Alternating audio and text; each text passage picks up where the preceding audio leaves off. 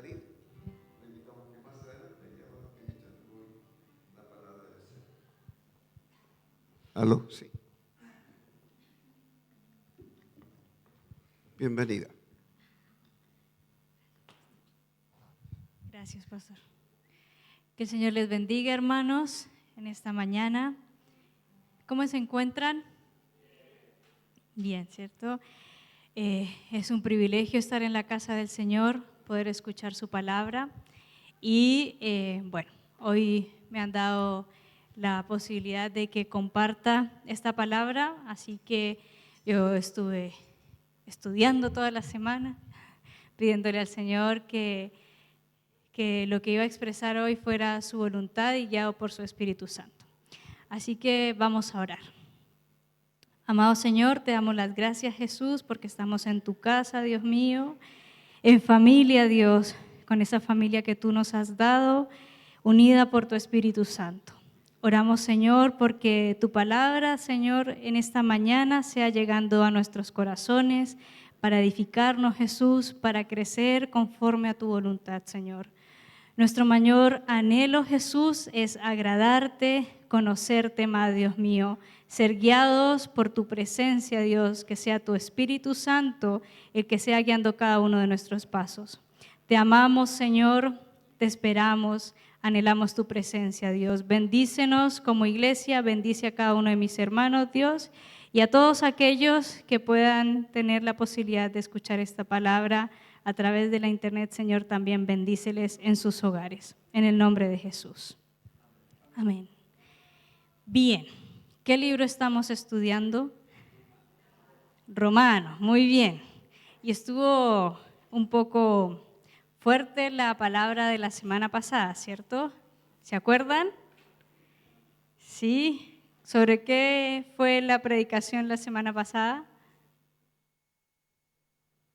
¿Se acuerdan? Bien.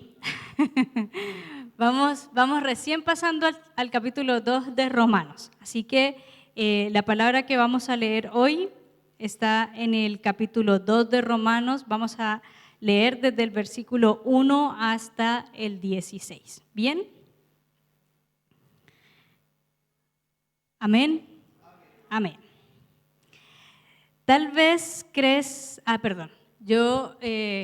mi versión es la NTV, la Nueva Traducción Viviente, por si alguno, pero es como más entendible. Tal vez crees que puedas condenar a tales individuos, pero tu maldad es igual que la de ellos y no tienes excusa. Cuando dices que son perversos y merecen ser castigados, te condenas a ti mismo porque tú, que juzgas a otros, también practicas las mismas cosas. Y sabemos que Dios, en su justicia, castigará a todos los que hacen tales cosas. Y tú, que juzgas a otros por hacer esas cosas, ¿cómo crees que podrás evitar el juicio de Dios cuando tú haces lo mismo? ¿No te das cuenta de lo bondadoso, tolerante y paciente que es Dios contigo? ¿Acaso no significa eso nada para ti? ¿No ves que la bondad de Dios es para guiarte a que te arrepientas y abandones tu pecado? Pero eres terco y te niegas a arrepentirte y abandonar tu pecado. Por eso vas acumulando un castigo terrible para ti mismo. Pues se acerca el día de la ira en el cual se manifestará el justo juicio de Dios. Él juzgará a cada uno según lo que ha hecho. Dará vida eterna a los que siguen haciendo el bien, pues de esa manera demuestran que buscan la gloria, el honor y la inmortalidad que Dios ofrece. Pero derramará su ira y enojo sobre los que viven para sí mismos, los que se niegan a obedecer la verdad y en cambio viven entregados a la maldad. Habrá aflicción y angustia para todos los que siguen haciendo lo malo, para los judíos primero y también para los gentiles. Pero habrá gloria, honra y paz de parte de Dios para todos los que hacen lo bueno, para los judíos primero y también para los gentiles, pues Dios no muestra favoritismo. Los gentiles serán destruidos por el hecho de pecar, aunque nunca tuvieron la ley escrita de Dios. Y los judíos, quienes sí tienen la ley de Dios, serán juzgados por esa ley porque no la obedecen. Pues el simple acto de escuchar la ley no nos hace justos ante Dios. Es obedecer la ley lo que nos hace justos ante sus ojos. Aún los gentiles, quienes no cuentan con la ley escrita de Dios, muestran que conocen esa ley cuando por instinto la obedecen aunque nunca la hayan oído. Ellos demuestran que tienen la ley de Dios escrita en el corazón porque su propia conciencia y sus propios pensamientos o los acusan o les indican que están haciendo lo correcto. Y el mensaje que proclamo es que se acerca el día en que Dios juzgará por medio de Cristo Jesús la vida secreta de cada uno. Amén. No le ha bajado el tono a la palabra Pablo en este momento. Sigue siendo un hombre súper confrontacional y por eso yo quiero que recordemos un poquito lo que hemos estado estudiando en las 2 predicaciones anteriores, porque en el fondo como que nos deja desairados un poco Pablo con esas palabras, ¿cierto? Voy a acomodarme un poquito aquí para...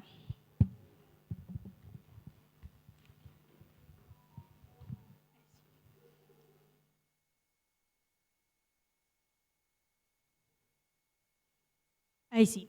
Entonces, quiero que recordemos un poquito lo que hemos estudiado en el capítulo anterior y en las predicaciones anteriores, y es que cuando nosotros vamos al versículo 1 del capítulo 1, Pablo nos dice, yo soy Pablo, esclavo de Cristo y elegido por Dios para ser apóstol y enviado a predicar la buena noticia.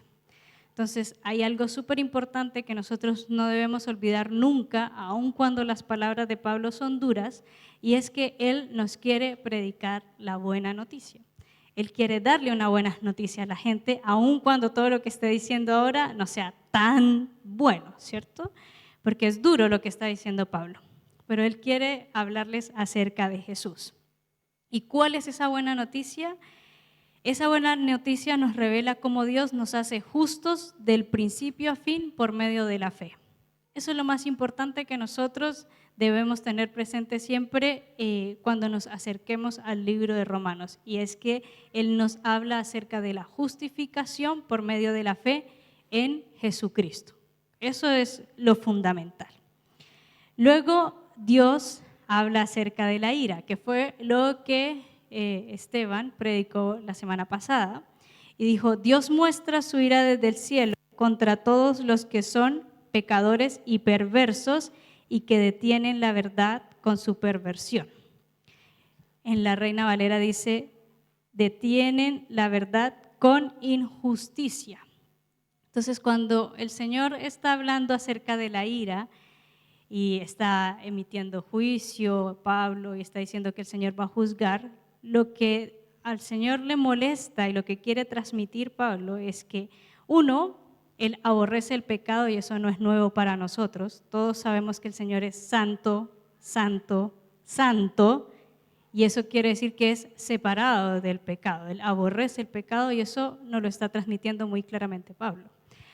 Pero lo otro que quiere expresar Pablo en ese momento, hablando acerca de la ira de Dios, es que hay personas que han obstruido la verdad. Dice que detienen la verdad con injusticia. ¿Por qué pensarían que están obstruyendo la verdad? Porque Él mismo nos expresa que la revelación de la existencia de Dios está disponible para todos nosotros. Cuando nosotros nos despertamos hoy y vimos el sol salir un nuevo día, cuando vemos el milagro de que una mujer queda embarazada, o el milagro de un nacimiento, o cuando germina una flor, o cuando vemos las estaciones que transcurren, esa es la expresión de que existe un creador. Y eso está disponible para todos nosotros. Pero cuando nosotros nos enceguecemos, entonces obstruimos la posibilidad de que otros conozcan acerca de Dios. Y eso es lo que quiere decir. Que al Señor le molesta, uno, que la gente peque, y dos, que no quiera ver la verdad o que además se convierta en una piedra de tropiezo para que otros tampoco la conozcan. Y eso lo seguimos viendo hoy en día. Entonces, ahí vamos en ese punto. Estoy solo resumiendo, para que podamos entender qué es lo que Pablo nos quiere decir en el capítulo 2 de Romanos, cuando habla también tan duramente y juzga a quienes hacen lo mismo. Y luego al final, en el capítulo 1, verso 28, dice, por pensar que era una tontería reconocer a Dios, Él los abandonó a sus tontos razonamientos y dejó que hicieran cosas que jamás deberían hacerse. Entonces está hablando de que los gentiles prefirieron enceguecerse, no ver la revelación de Dios que hay en la naturaleza y en todo lo que está creado, y empezaron a tener sus propios razonamientos. Entonces, ¿recuerdan el gesto que hizo Esteban? Él dijo, Dios dejó que ellos hicieran lo que quisieran hacer y como los dejó pasar. Ok, no quieren reconocerme, estoy aquí presente, no me quieren ver, yo abro paso y ustedes vivan como quieran vivir. Entonces, estas personas se entregaron a pecados como avaricia, odio, envidia, homicidios, peleas, engaños, conductas maliciosas y chismes. Dice, son traidores, insolentes, arrogantes, fanfarrones y gente que odia a Dios. No quieren entrar en razón. Y a ellos les está hablando Pablo en el capítulo 1. Pero luego, cuando empieza el capítulo 2, dice, tal vez crees que puedes condenar a tales individuos, pero tu maldad es igual que la de ellos. Entonces cambia de destinatario un poco, pero lo vamos a desarrollar más adelante. Bien, eso era el resumen para saber qué vimos en el capítulo anterior. Ahora, esta carta está escrita para la iglesia que está en Roma. ¿Cómo estaba constituida esa iglesia? ¿Quiénes conformaban esa iglesia? Bueno, era una iglesia mixta, era una iglesia conformada por gentiles, romanos, pero también por algunos judíos. Cuando nosotros leemos el libro de Hechos, Lucas nos expresa que cuando vino Pentecostés, habían algunos romanos, judíos romanos o judaizantes, cuando se produjo el derramamiento del Espíritu y ellos creyeron. Así que podemos inferir que a través de ellos se formó la iglesia en Roma. Y obviamente ellos llevaron la palabra y también predicaron y más personas romanas se convirtieron. Entonces teníamos una mezcla de judíos que tenían la ley pero que ahora eran cristianos y romanos que conocieron a Cristo pero no tenían la ley de los judíos. Entonces esta era la mezcla. Sin embargo, había ocurrido otra cosa importante en Roma, y es que en el año 49 había un emperador que se llamaba el emperador Claudio. Y la gente estaba en una pelea infinita en Roma en ese momento porque los judíos no reconocían que Jesucristo era el Mesías. Y los cristianos decían que sí. Entonces eso le generaba mucha revuelta en Roma y el emperador dijo, ya, basta, se acabó, no me aguanto más esto, porque me están generando mucho problema acá, así que todos los judíos se van de Roma. Y emitió un edicto y todos los judíos tuvieron que salir de Roma. Entonces, aún los cristianos que tenían un origen judío tuvieron que salir de Roma. Y la iglesia en Roma fue entonces totalmente de gentiles. Así que los gentiles tuvieron que seguirse desarrollando, fueron tomando mucha más posición dentro de la iglesia. Y en el momento que está escribiendo Pablo, los judíos tienen derecho a volver otra vez a Roma, pero esta vez llegan a una iglesia que está predominantemente dominada por gentiles y ellos tienen una posición mucho más baja. Y eso que hace es que empiece a haber discordia en la iglesia. Imagínense, empiezan a pelear quién es el que tiene privilegios, quién es superior a quién, y eso evita que haya unidad. Entonces Pablo le está escribiendo a esa iglesia en ese momento. Bien, hoy lo que quiero lo que el Señor puso en mi corazón para desarrollar es que cuando la ley de Dios está escrita en el corazón, y ese corazón es guiado por el Espíritu Santo, no se necesitan normas para guiarse a hacer lo correcto, tanto en lo público como en la intimidad, sino que el Espíritu Santo nos guía a cada uno de nosotros a hacer lo que debemos hacer. ¿Bien? Así que vamos con el primer punto. Hasta ahí todos claros, ¿cierto? Sí, ya, súper bien. Excelente. Primero, una cosa que toca Pablo en el capítulo 2 es los moralistas. Romanos 2:1, vuelvo y les leo. Tal vez crees que puedas condenar a tales individuos, pero tu maldad es igual que la de ellos y no tienes ninguna excusa. Pablo hablaba en el capítulo 1 acerca de los gentiles y les estaba escribiendo porque en la iglesia había gentiles. Le estaba diciendo, mire, ustedes hicieron estas y estas cosas, por lo tanto necesitan a Dios. Pero los judíos que habían crecido con la ley de Cristo pensaban que ellos no necesitaban tanto porque habían crecido dentro de un privilegio. Entonces se consideraban superiores y se consideraban capaces de juzgar a otros. Pero lo que nosotros vemos ahí es que Pablo no les está diciendo nada porque ellos critiquen a otros. Les está llamando la atención porque ellos que critican a otros se comportan de la misma manera. Entonces, ¿qué es la moral? Es el conjunto de normas, valores, creencias que son existentes y aceptadas en una sociedad. Nosotros como sociedad chilena tenemos una serie de normas que nos rigen. Y lo que no nos hemos dado cuenta es que muchas sociedades están guiadas por los principios de la palabra. Por eso es que cuando hemos dejado de darle la preponderancia a la Biblia, muchas sociedades se han ido desviando, ¿ya?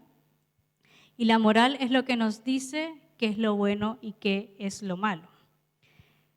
Una moralista es una persona que toma esas normas y conductas y las impone sobre otros. Entonces eso hacían los judíos. Y el Señor fue muy, Jesús cuando estuvo en Jerusalén, les habló muy dirigidamente a los fariseos porque hacían esto. Ponían cargas sobre otros que ellos no querían llevar. Entonces les establecían mandatos, normas, para que la gente se guiara por ellos, pero ellos no las obedecían. Y eso es también el llamado de atención que está haciendo Pablo en este momento. ¿Por qué creen ustedes que Pablo les decía a los judíos que ellos hacían exactamente lo mismo que los gentiles? Entonces, en el capítulo 1 hablaban acerca de los ídolos. Decían que los gentiles adoraban la creación y no al creador. Pero los judíos nunca han tenido estatuas. ¿Por qué dicen que sí hacen lo mismo? Bueno, porque aunque los judíos no adoraban estatuas ni ídolos, ellos adoraban el dinero. ¿Recuerdan a Zaqueo y a Mateo? Ellos eran cobradores de impuestos. Y, ¿cómo se dice? Explotaban al pueblo, a su mismo pueblo, por eso eran tan rechazados en medio de la sociedad judía, porque les cobraban impuestos, pero eran usura en impuestos. Entonces adoraban el dinero. Y los fariseos, ellos adoraban la posición, el honor. Esos son los ídolos que el pueblo judío tenía en ese tiempo. No cometían adulterio ni fornicación, pero el Señor les hizo un llamado de atención a que se protegieran de sus pensamientos lujuriosos. Puede ser que en lo que ellos veían probablemente no pecaban, pero en su mente estaban pasando muchas cosas. Puede ser que eran envidiosos. A Jesucristo los líderes religiosos lo condenaron por envidia, porque las multitudes le seguían. Y la crueldad y los homicidios, ellos crucificaron al Mesías. Fueron los judíos. Entonces, ¿cómo esto hoy en día nos afecta a nosotros? ¿Cómo esta palabra nos llega a nosotros? Y hace un tiempo estaba leyendo el libro de Lucas y hubo un versículo que probablemente yo lo había leído muchas veces y siempre había pasado por alto. y está en Lucas capítulo 7, verso 35. Y dice: la sabiduría demuestra estar en lo cierto por la vida de quienes la siguen. Y eso implica una responsabilidad siempre. Y es que yo, si creo, debo tener una vida que actúe en consecuencia y que sea coherente e íntegra con lo que estoy creyendo. Si no, la gente no me va a creer. Por eso la gente espera algo de los cristianos. Algo. La gente dice: ay, sí, yo me di cuenta que tú no eras igual al resto. ¿Han escuchado eso? Lo han escuchado. La gente se los ha dicho, pero la gente espera algo. Entonces, si nosotros creemos, eso hace que actuemos de cierta manera. Por eso Pablo le llama tanto la atención a los judíos. Oiga, ustedes están criticando a los gentiles, pero igual están haciendo exactamente las mismas cosas. No son coherentes. No hay coherencia entre lo que dicen y lo que hablan. Así que, queridos hermanos, el llamado hoy para nosotros, como hijos del Señor, es saber que existe una separación entre lo que es correcto y lo incorrecto.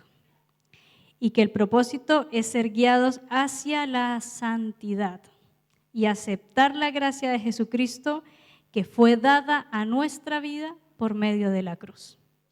Amén. Entonces, primer punto, los moralistas, y que está relacionado con creer y actuar en lo que, conforme a lo que creemos. ¿Vamos todos ahí? ¿No se han dormido todavía? Bien. Segundo punto, que tiene que ver con la bondad de Dios. Dice el versículo 4, ¿no te das cuenta de lo bondadoso, tolerante y paciente que es Dios contigo? ¿Acaso eso no significa nada para ti? ¿No ves la bondad de Dios que es para guiarte a que te arrepientas y abandones tu pecado? Hermosas palabras, pero duras. Si yo le pongo Idalit, ¿no te das cuenta de lo bondadoso, tolerante y paciente que es Dios contigo? Y póngale su nombre y léalo de nuevo. ¿Qué le está diciendo el Señor en ese momento? Hace mucho tiempo hubo un filósofo famoso que se llama Voltaire. Y él era un escéptico, no era creyente. Él no era creyente y él dijo: Dios perdona porque ese es su trabajo. O sea, haga lo que haga, Dios me tiene que perdonar porque eso es lo mínimo que puedo hacer. O sea, para eso está. Arrogante. Y lo que Pablo está diciendo es que básicamente los hijos de Dios a veces tienen esa actitud también arrogante, en este caso los judíos, arrogante hacia la bondad de Dios y hacia el pecado mismo. ¿Por qué? Porque ellos creían que tenían una ventaja, superioridad en relación a otros, porque su origen como pueblo santo les daba un privilegio para poder pecar. O sea, ellos pecaban, pero como eran judíos, pues soy judío, nací judío, ¿ya? Y eso hacía que sus pecados, ellos pensaban que podían ser pasados por alto. Pero el pecado, hermanos, el pecado, hijos e hijas del Señor, es un asunto serio. Ya sea que estemos en el Señor o no estemos en Él. Obviamente que la Escritura, como cristianos, ¿cierto?, nos dice que nosotros estamos eternamente seguros en Cristo Jesús cuando hemos creído en Él. Sin embargo, también la Escritura nos enseña que muy poca preocupación por el pecado es incompatible con la verdadera fe y es un menosprecio de la gracia de Dios en nuestras vidas. ¿Qué quiere decir eso? Que si yo creo, no puedo estar mancillando o pisoteando la gracia del Señor porque me sé perdonado, sino que mi vida, ¿cierto? Mi vida tiene que haber una rendición constante hacia Jesucristo. ¿Han escuchado de Bonhoeffer? Bonhoeffer era un predicador alemán. Murió en la horca en la Segunda Guerra Mundial porque él se levantó en defensa de los judíos en Alemania contra Adolfo Hitler. Y por eso Hitler lo condenó a la horca. Y él escribe un libro muy bonito que se llama El costo del discipulado. Si algún día lo pueden leer, se los recomiendo. Y escribe Bonhoeffer: la gracia barata es gracia sin arrepentimiento, bautismo sin disciplina, santa cena sin confesión de pecados, absolución sin confesión personal. La gracia barata es gracia sin discipulado, gracia sin cruz, una gracia sin un Jesucristo vivo y encarnado. Entonces, ¿qué significa una gracia costosa? ¿Saben qué es la gracia, cierto? Es el don que recibimos de Jesucristo en la cruz. La gracia costosa es el tesoro escondido en un campo por el cual un hombre va y vende todo lo que tiene. Es la perla de gran precio por la cual un comerciante da todo cuanto posee. La gracia costosa es el Evangelio, el cual debe buscarse vez tras vez.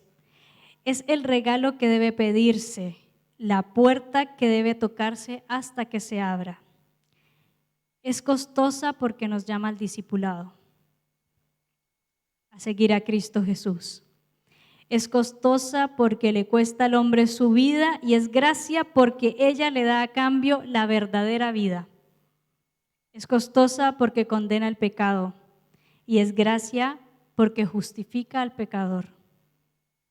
Y por encima de todo es costosa porque le costó a Dios la vida de su Hijo y no podemos abaratar aquello que ha sido tan costoso para Dios. Hoy estamos aquí y somos justificados y hemos sido redimidos. Levantamos nuestras voces y nuestras manos en gratitud a Dios porque fuimos redimidos, pero no fue gratis. Jesucristo derramó su sangre en la cruz y sufrió por cada uno de nosotros. Así que hoy la pregunta para cada uno de nosotros: ¿en qué tipo de gracia estamos viviendo y cómo nos vemos de cara ante la bondad de Dios? ¿Nos hemos arrepentido realmente? ¿Amamos a Dios con todo nuestro corazón, con toda nuestra alma y con toda nuestra mente? Esa es la pregunta de hoy. Tercer punto.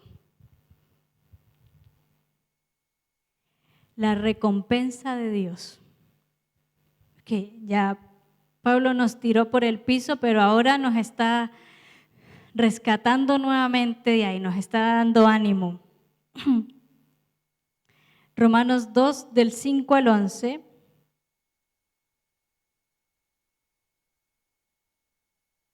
Pero voy a leer solamente una parte que dice: pero eres terco y te niegas a arrepentirte, a abandonar tu pecado, y por eso vas acumulando un castigo terrible para ti mismo.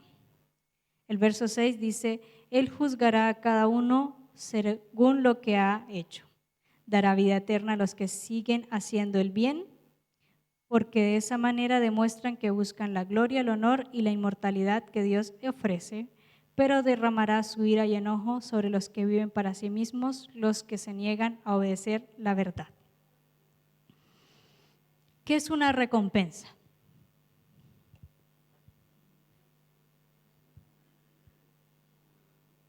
Un regalo, sí, puede ser una recompensa. Es un incentivo, es cuando se reconoce que ha habido una acción, ¿ya? Porque no necesariamente tiene que ser buena, es una recompensa que puede ser buena o mala. En estos versículos lo que nosotros estamos revisando es acerca de lo que es la justicia de Dios. El griego original habla acerca de la que es la dikaiokrisia.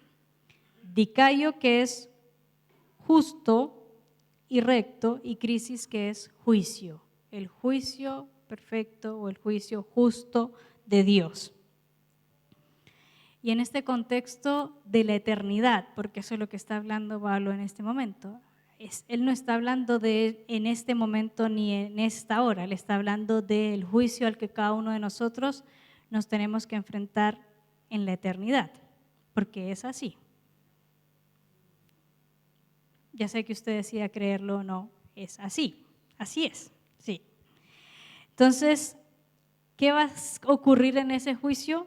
Que el Señor va a evaluar nuestros corazones y nuestras acciones frente a su estándar de justicia, no al estándar de justicia del mundo, porque el mundo puede decirnos muchas cosas que son buenas y aceptar por buenas muchas cosas que son malas y crucificar o juzgar muchas cosas que son buenas y considerarlas malas.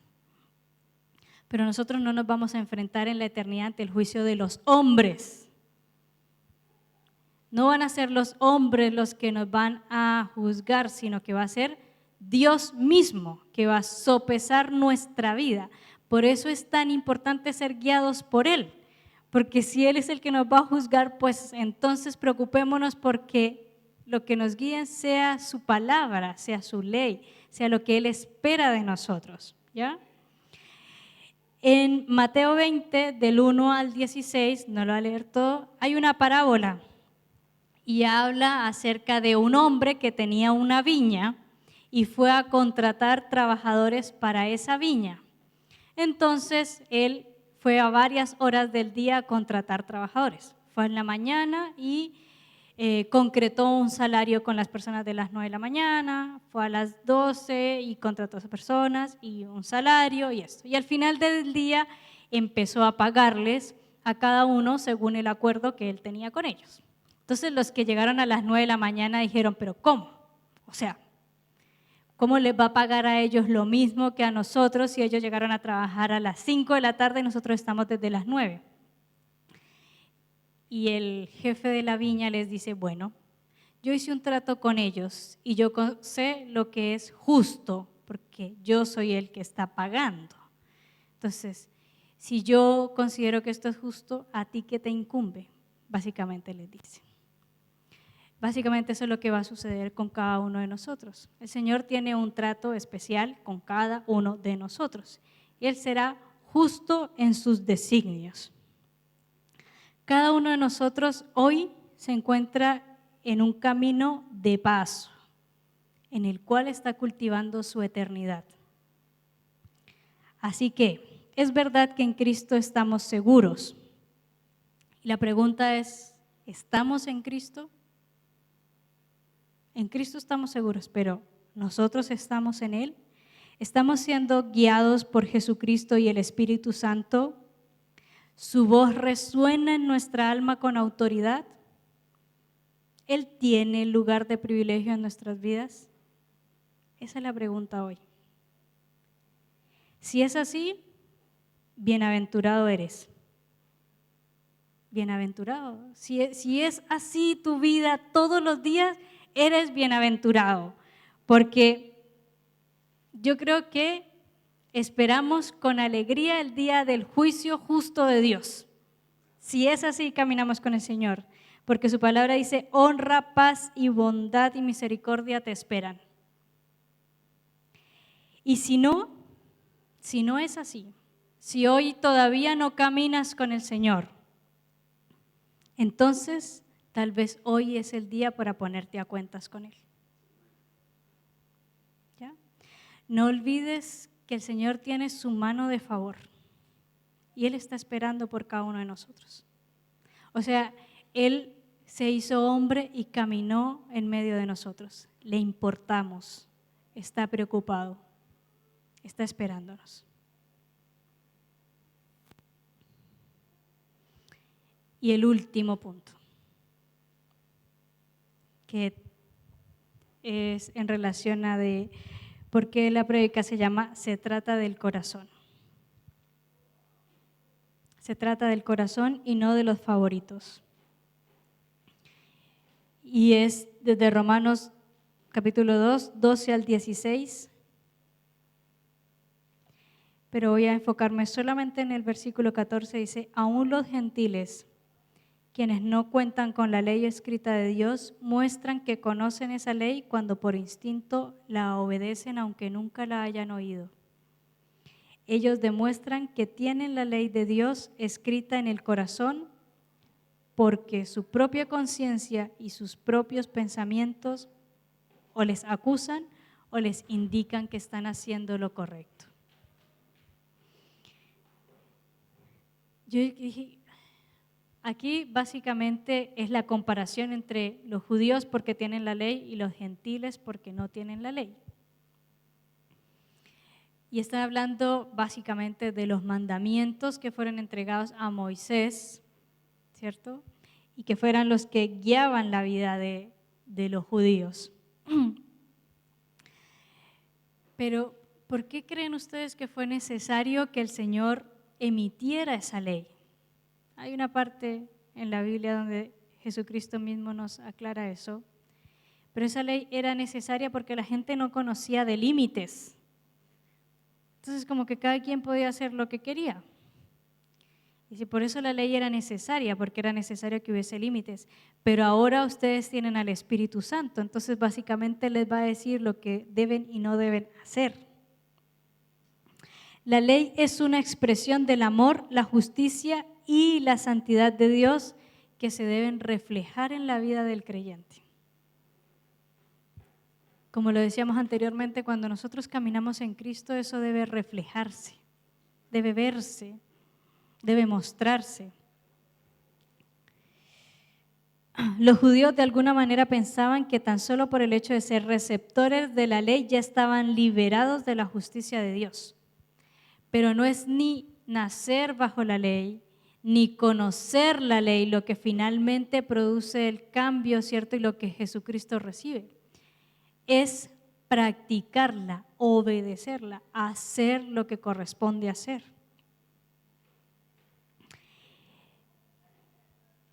La ley es una expresión del amor, la justicia y la santidad de Dios que deben verse reflejadas. Pablo estaba hablándole a una iglesia que era mixta, ¿cierto? Habían judíos y gentiles, así es. Y estas personas estaban teniendo profundas dificultades para estar unidos. Entonces, ¿qué es lo que está haciendo Pablo? Ponerlos a todos en el mismo lugar de necesidad, igualándolos a todos. Les dice, independiente de dónde usted haya nacido, cuál sea su origen, tenga o no tenga conocimiento, usted está igual que su compañero en necesidad de Jesucristo. Y lo que va a importar ahora es si usted decide o no decide recibir esa fe. Y que lo que le va a salvar no son sus orígenes, no es su línea genealógica, no es su pueblo, es si camina o no camina con esa fe en su vida. Y eso es lo que le está diciendo Pablo en ese momento, ¿ya? Por eso se trata del corazón y no de que haya favoritismo. En Mateo 3, del 7 al 10, Juan les está hablando a los fariseos, porque ellos tenían arrogancia y decían, pero si Abraham es nuestro padre. Y entonces Juan le dice, hasta de estas piedras se le pueden levantar hijos a Abraham. Porque no se trata de eso. El pueblo judío tenía un privilegio, había recibido la palabra, pero nunca fue para que se quedara solamente en ellos. Era para que fueran luz para las naciones y pudiesen comunicar esa palabra a otros, no para hacerlos privilegiados. Por si alguno aún tiene dudas en relación a eso. Hoy no caminamos bajo la ley, sino por la gracia de Dios. Y sin embargo es muy importante el ser responsables del don que hemos recibido. Saber que es una bendición y un privilegio. Sí, es un privilegio recibir la gracia. pero nuestra vida debe ser un testimonio constante de que damos cada paso en nuestra vida en rectitud y honra para con el Señor, no para con los hombres. Hoy es muy fácil desviarse. Tenemos tanta información, tantas cosas que pasan por el mundo, que es muy fácil pensar que estamos haciendo lo correcto cuando estamos preocupados de lo que la gente dice de nosotros. Los likes ayudan mucho a eso, ¿cierto? A veces subimos una publicación y tenemos 1000 likes.